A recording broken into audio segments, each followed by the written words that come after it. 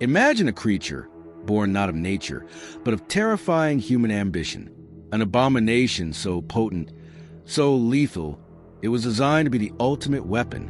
What if I told you this wasn't science fiction? What if it was real, deep within the classified archives of World War I? Amidst a desperate scramble for victory, a secret program was launched. Its goal, to engineer a living weapon, a beast so terrifying, so unstoppable, it would turn the tide of war. They called it Project Chimera, and what they unleashed would forever change our understanding of warfare biology and the horrifying lengths humanity will go to survive. This is the untold story of the experiments that twisted nature, created a monster, and nearly destroyed everything. The trenches of World War I were a meat grinder. Millions died for inches of mud. Poison gas was barbaric, but ineffective. Conventional weapons brought stalemate. Generals, desperate, began to entertain unthinkable ideas. What if a living weapon could break the deadlock? In 1916, a top-secret directive was issued, born from the chilling premise. If men couldn't win, perhaps something other than man could. This wasn't about tanks or planes. It was about twisting the very fabric of life. The project was led by Dr. Alistair Thorne, a brilliant but ruthless zoologist who believed nature held the key to ultimate destruction. His mandate: find an animal in the animal and make it into an instrument of terror, something that could infiltrate enemy lines, cause panic, and kill without mercy. Early proposals were outlandish: chemically enhanced rats, disease-carrying birds. But Thorne had a darker vision. He wanted something engineered, something that combined the most terrifying traits of multiple species into a single, unstoppable predator. His target was a canine. Loyalty, intelligence, raw power. But how to make it more? How to turn man's best friend into man's worst nightmare? The initial experiments were crude. Hormonal manipulation, dietary alterations, all failed. They needed something deeper, something genetic. This wasn't just about training. This was about creating a new species, a creature designed for one purpose: to kill. And the morality of it?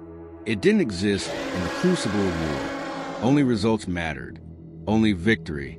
And the price, Thorne believed, was utterly irrelevant. Thorne's team began with the most aggressive, resilient breeds: mastiffs, wolfhounds, even some wild wolf pups. Their goal was to enhance, distort, and weaponize. First, size and strength. Growth hormones were administered in unprecedented doses, creating animals of monstrous proportions. But sheer size wasn't enough. They needed lethality. They began to alter their subjects' sensory perceptions, enhancing their sense of smell to track a single soldier across miles of battlefield, amplifying their night vision to operate in absolute darkness, and, perhaps most chilling, manipulating their pain receptors.